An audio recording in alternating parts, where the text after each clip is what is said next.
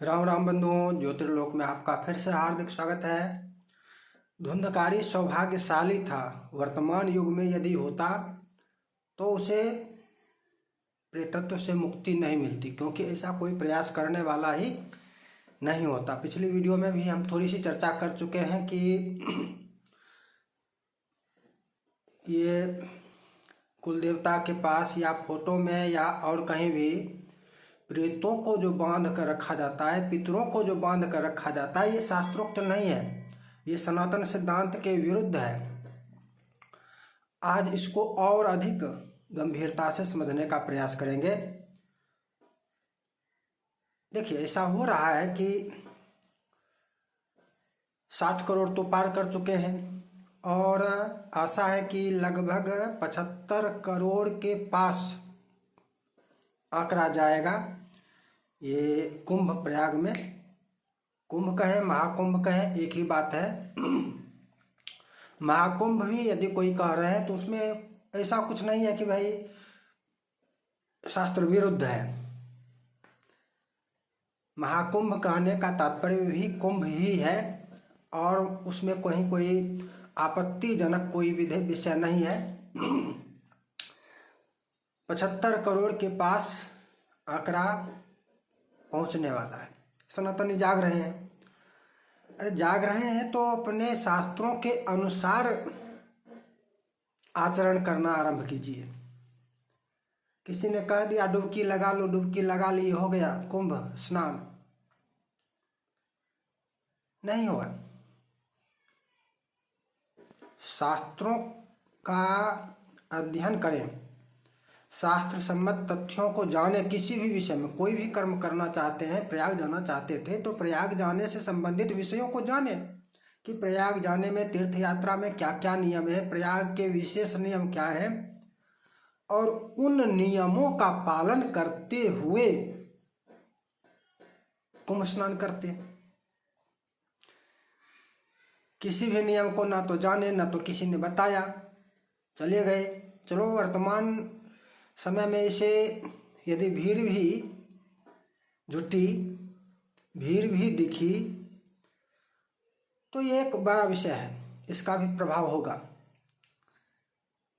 इसी कड़ी में है। पिछली वीडियो में, पिछली चर्चा में हमने जाना था कि ये कुछ लोगों ने करने वाले, ये प्रेत है, इसको यहाँ पर जगह दे दो कुल देवता के पास। और उससे आगे बढ़कर अब जो होने लगा है, उससे भी आगे बढ़कर कि मृतकों के फोटो रखो, उसकी पूजा करो, ऐसा प्रचलन आने लगा है। ये किनका है? ये सनातन का नहीं है। सनातन में प्रेतों को प्रेतत्व से मुक्ति दिलाई जाती है, प्रेतत्व में बांधकर नहीं रखा जाता है। प्रेतत्व में उसको, यदि प्रेत योनि में है, जैसे धुंधकारी प्रेत योनि में था, तो गोकर्ण जी ने उसके प्रेतत्व की निवृत्ति के लिए अथक प्रयास किया और अंतिम प्रयास सप्ताह भागवत था। न कि धुंधकारी को कहीं बांध कर रखा कि चलो यहाँ स्थान देता हूं, मैं तुम्हारी यहाँ पूजा करूंगा, कुल देवता के पास या पिंडा के पास या फोटो में या किसी प्रकार से नहीं। धुंधकारी ने गोकर्ण को दर्शन दिया, बात किया, तो उसकी मुक्ति कैसे होगी प्रेतत्व से, प्रेतत्व की निवृत्ति कैसे होगी, इसका उपाय ढूंढा और इसके लिए प्रयास किया। वर्तमान में क्या हो रहा है? ये भूत है, ये प्रेत है, ये अब तो कम हुआ है, लेकिन अगर 3-4 दशक पीछे चले जाएंगे तो सबके कुल देवता के पास ये तुम्हारा ये पितर, ये पितर, ये पितर, इसका अनेक नाम, इसकी पूजा, इसकी पूजा, इसकी पूजा, इसका भी स्थान, इसका भी स्थान, या पिंडा पर या और भी कहीं तुलसी चौरा। और अब फोटो में भी किया जा रहा है। फोटो में फोटो बना कर रख लेंगे, उसकी पूजा धूप दीप करेंगे। ये विधान है ही नहीं। पितरों की पूजा इस प्रकार से नहीं होती है, और ऐसा करना पितरों के लिए कष्टप्रद है। उनके लिए प्रसन्नता का, तृप्ति का इस विधान से कोई प्रश्न ही नहीं है। शास्त्रों में विधान बताएगा ना, आप शास्त्रों से मान रहे हैं ना, शास्त्रों से पितर है, शास्त्रों से प्रेत है। पितर यदि शास्त्रों से हैं तो पितर की तृप्ति का उपाय भी शास्त्र सम्मत होगा, न कि प्रेत पूजकों के द्वारा जो कुछ बता दिया गया वो कर लेना। जो लोग मोक्ष को नहीं मानते, स्वर्ग को नहीं मानते, नरक को नहीं मानते, प्रेत को मानते हैं, प्रेत की पूजा करते हैं, उनकी बातों को हम क्यों माने? प्रश्न यह है। उसने कह दिया कि तुम फोटो रखकर ऐसा करो, उसकी बातों को हम क्यों माने? हम तो मानते हैं स्वर्ग को, हम तो मानते हैं नरक को, हम तो मानते हैं मोक्ष को, हम तो शास्त्र में विश्वास रखते हैं। तो पितरों के लिए भी जो करना है, जो कर्तव्य है, वो शास्त्रों में बताया गया है। शास्त्रों के अनुसार करेंगे। शास्त्रों के अनुसार क्या क्या है? पितरों से संबंधित, पितरों की तृप्ति के लिए, पितरों की प्रसन्नता के लिए, पितरों की कृपा प्राप्त करने के लिए क्या क्या विधान है शास्त्र सम्मत। ये मनगढ़ंत नहीं, फोटो में धूप दीप करते रहना, फूल माला चढ़ाते रहना, ये मनगढ़ंत है और ये पितरों के लिए भी कष्टदायक है, कष्टप्रद है। पितर यदि स्वर्ग में भी हैं तो उनका मानसिक रूप से इसे फोटो में आवाहन करके फोटो में बांध दिए। फोटो में क्या किए जान समझ लीजिए।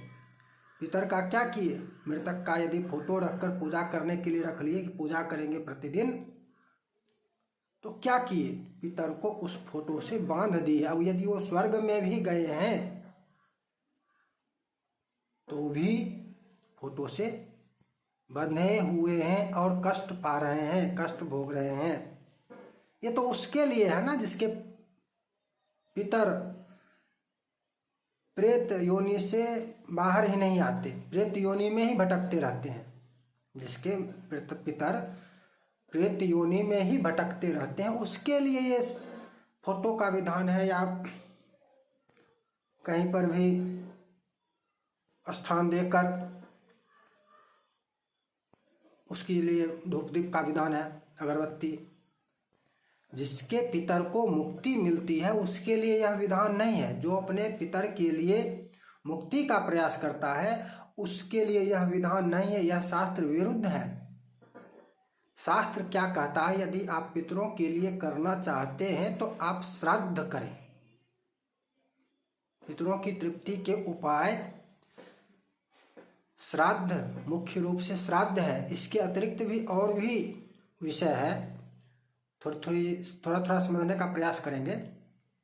मुख्य जो है वह श्राद्ध कर्म है। पितरों के लिए श्राद्ध का विधान है। सबसे पहले तो जब मरते हैं, मृत्यु के उपरांत प्रेत योनि की प्राप्ति होती है,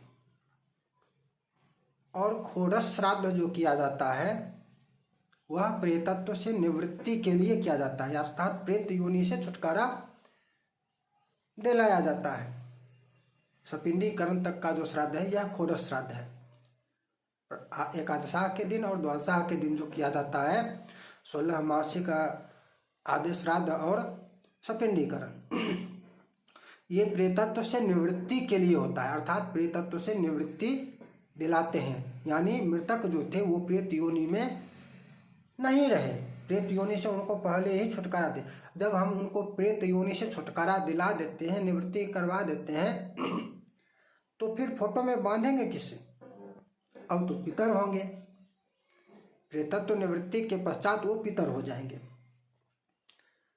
और जिसके श्राद्ध ही नहीं होते हैं, जो अपने मृतकों के लिए श्राद्ध करते ही नहीं हैं, प्रेत योनि में ही रहते हैं जिनके पितर, वो लोग प्रेतों की ही पूजा करते हैं। सनातनी प्रेतों की पूजा नहीं करता है। कौन करता है?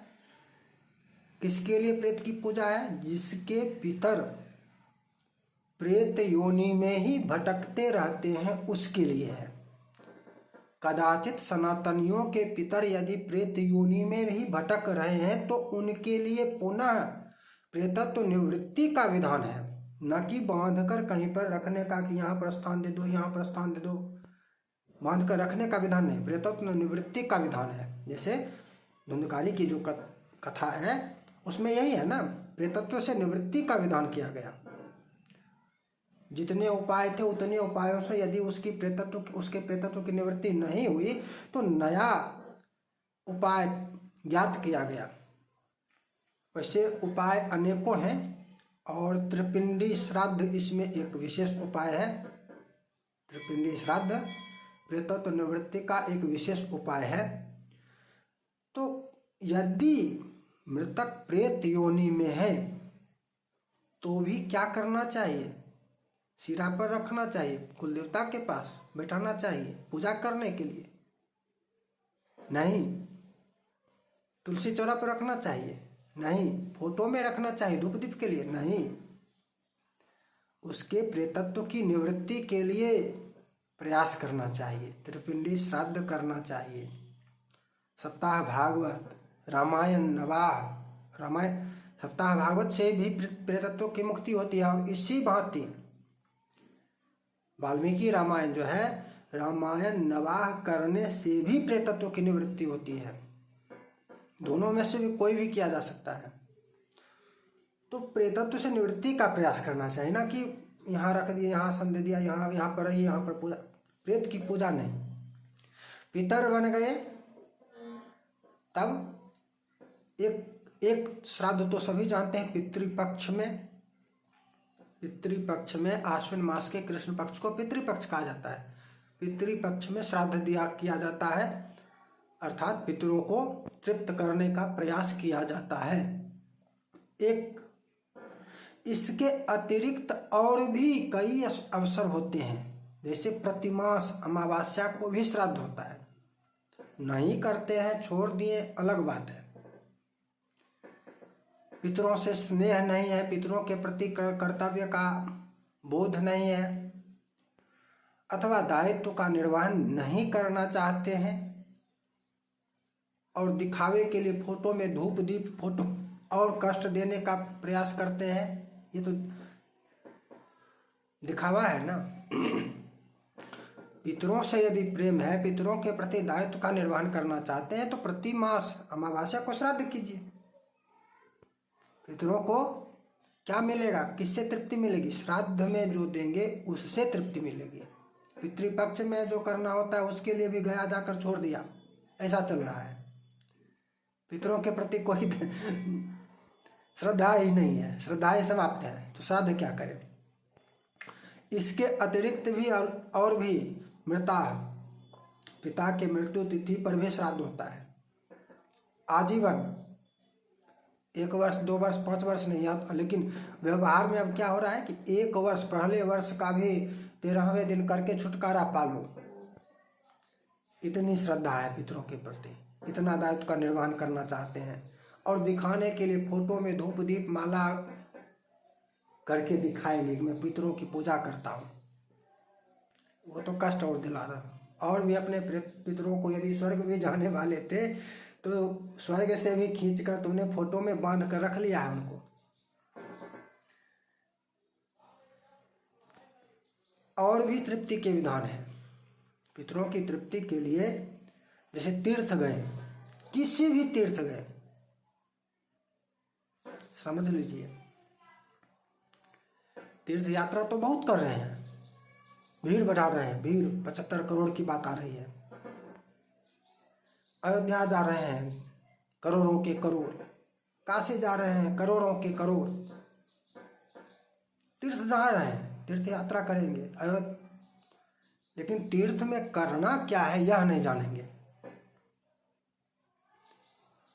तीर्थ में तीर्थ के देवताओं की पूजा दर्शन आगे है, अगला काम है। उससे पहला कर्म जो है, प्रथम कर्म जो है, मुख्य कर्म जो है तीर्थ यात्रा का, वो है श्राद्ध, जिसे तीर्थ श्राद्ध कहा जाता है। उससे पहले स्नान, तीर्थ पूजा। श्राद्ध से पहले स्नान, तीर्थ पूजा। स्नान से पहले, तीर्थ स्नान से पहले क्षौर मुंडन, क्षौर कर्म। तीर्थ स्नान से पहले क्षौर कर्म। कहाँ पर? जहाँ पर तीर्थ का दर्शन हो जाए, जहाँ से, वहीं पर। ये नहीं कि तीर्थ के निकट जाकर, तीर्थ घाट पर जाकर, जहाँ से तीर्थ का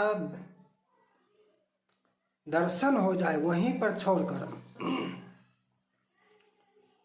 तो तीर्थ श्राद्ध।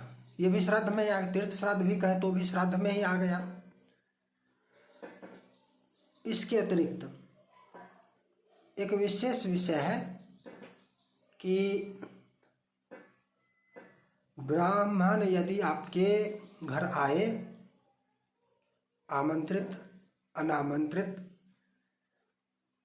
उनके पैरों को धोकर किसी पात्र में उस जल को आंगन में छिड़कना। जब तक उस जल से आंगन का जल, आंगन की भूमि भींगी रहेगी, तब तक पितरों के लिए अक्षय सरोवर की व्यवस्था हो जाती है। तृप्ति का विशेष तृप्ति की व्यवस्था होती है। एक ये भैया। इसके अतिरिक्त प्रतिदिन तर्पण का तो विधान है ही। इसके साथ साथ जब आप स्नान करने जाते हैं तो उस समय देवता पितर आपके साथ लग जाते हैं कि हमें जल पीने के लिए मिलेगा। अब तो कहा जा रहा है कि कपड़ा पहनकर स्नान करना सीख लिया इस कुंभ में। कपड़ा पहनकर भी स्नान, विशेष स्नान होता है, और बिना कपड़े के कोई स्नान होता ही नहीं है। देवता पितर आपके साथ हैं, उस समय आप नग्न नहीं हो सकते। ये तो नंगा स्नान करने वाला लोग है ना, इसलिए बोल रहा है। स्नान के उपरांत जो जल शरीर से गिरता है वो देवता पितर ऋषिगण इत्यादि पान करते हैं। इसलिए स्नान के उपरांत शरीर पोंछना नहीं चाहिए। स्नान करके तुरंत पोंछ लेते हैं। किसी ने बताया नहीं, बड़े बड़े कथा वक्ताओं की कथा आपने सुनी होगी, किसी ने बताया है। इन क्या कहें इनके बारे में। स्नान करके शरीर को पोंछना नहीं चाहिए, और यदि अनिवार्य हो तो भी कम से कम उतने काल, 1-2 मिनट, जब तक कि शरीर से पानी गिर टपक रही है तब तक तो न पोंछे, क्योंकि वह जल देवता और पितर पान करते हैं। पितरों के प्रति श्रद्धा है तो पितरों को इससे वंचित करना बंद कीजिए। श्राप देते हैं। पितरों की पूजा करनी है तो इस प्रकार से कीजिए। उनको उनका अंश दीजिए, उनका भाग दीजिए, उनके भाग का जल खटाखट पोंछ के समाप्त मत कीजिए। आगे कुछ और श्रेणी के भी पितर होते हैं जो स्नान के समय धारित वस्त्र जो होता है, जो जिस वस्त्र को धारण करके स्नान कर रहे थे, उस वस्त्र को खींच कर, साफ करके, और उसको जो गाड़ेंगे या जिस जल में खींचे, साफ किए, फैलारे, वो जल, दोनों जल, वस्त्र प्रक्षालन वाला जल, गाड़ेंगे वो जल, वो भी पितर पान करते हैं। इसका भी ध्यान रखना चाहिए। उसको पैर पर तो भूल कर भी नहीं देना चाहिए। बहुत लोगों की आदत होता है कि कपड़ा खींचा और जो जल था वो पैर पर डाल लिया। ये कुछ कथा वक्ताओं ने आपको बताया होगा, कहीं कहीं सुनने को मिला होगा। ये चर्चा कहीं कहीं सुनने को मिली होगी।